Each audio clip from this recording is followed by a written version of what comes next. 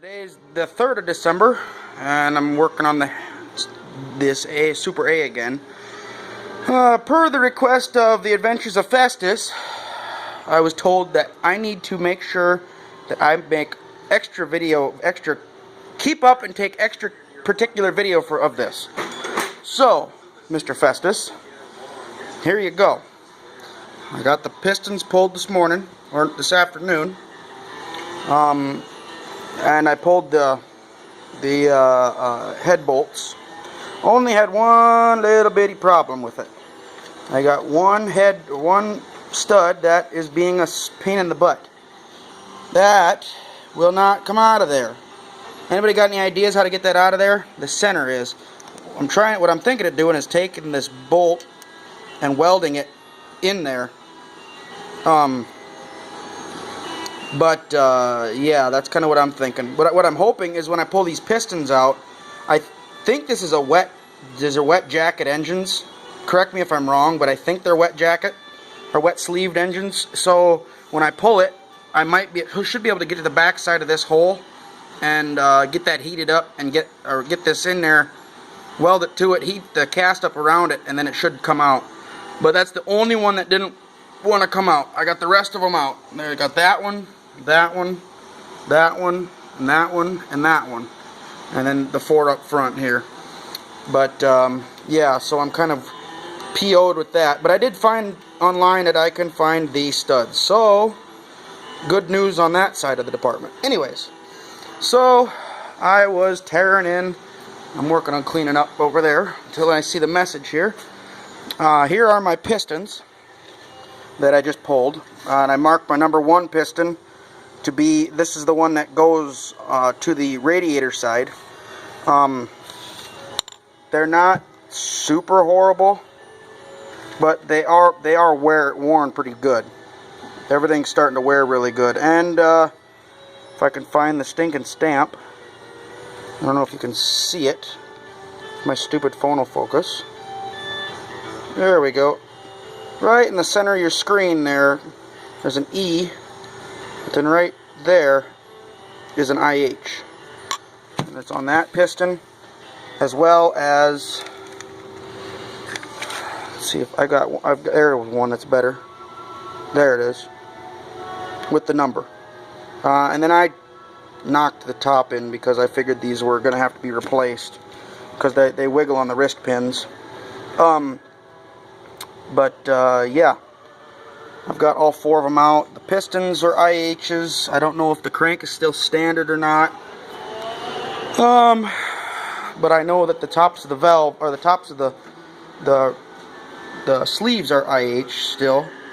There's one, there's one, there's one, and there's one with part numbers. So I do know that they're IH. Thank goodness.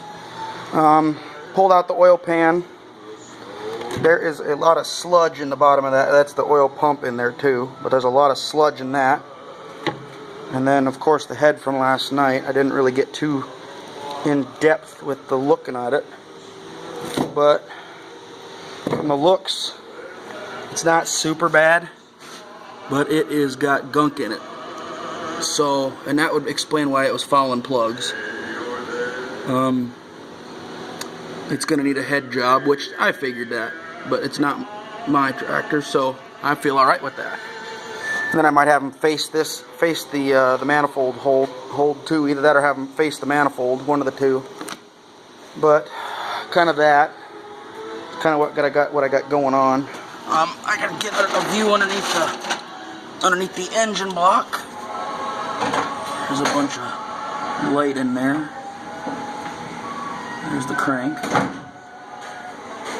and the mains. There's a main right there, and up there, back there's a main. And then when I opened up the rear side, it was full of like what looks like a rat's nest.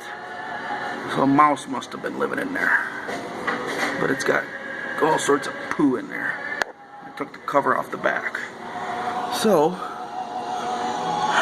that's kind of what's going on with this. I'm just going to keep working at it and keep tearing apart, I guess. So, let's see what I can come up with. Now I've got some work done here.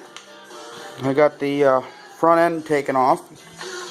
I got it off so I can work with the loader, with the engine, being I got to change the clutch. I took the wide front off, which is 4 bolts here. And well, yeah, there's the. I'll show you on the front of the tractor. It's a lot easier. And there's those 2, and then there's one up here, one there, and one down below. The trick is you got to get it tucked. You got to get the frame tucked underneath this here, so it the water line, so it fits in there right. But like I showed, it's pistonless.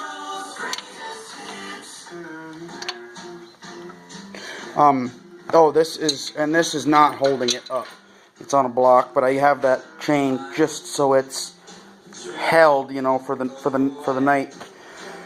The next big step is going to be to remove these 2, the 2 on top, and then the other 2 I already had removed, but I put them back in due to the fact that I needed it off to get that arm off of the wide front back there. The wide front, the little arm laying right there. So, yeah, progress.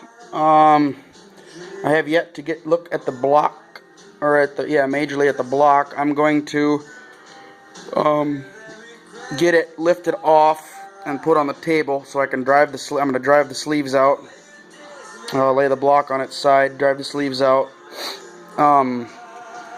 I gotta take that head into town so the head can get going through. But I don't have any intent of taking the cam or the crank out of it. The only way the crank would even somewhat come out would be to change the mains. But I don't think it needs the mains. But I might be wrong. So I gotta look at it from the bottom. So. But so far it's looking good. I cleaned up the surface up on top here. I mean, you can see I've not just been screwing around all day. I've really been I've been putting work in. I feel like a coal miner. But yeah, that's kind of the progress. I'm getting things moved and getting things taken care of, and everything's kind of moving along. I have yet to mic my pistons and everything over there, so that'll be one of the next jobs. So, but today I put in quite a ways again. That it's 7:30 right now, so I've put in a good sized day. I started at 1:30, so just about 6 hours on this complete non-stop. Plus then this morning I had an hour and a half in, so 7.5 hours of work, which isn't bad. So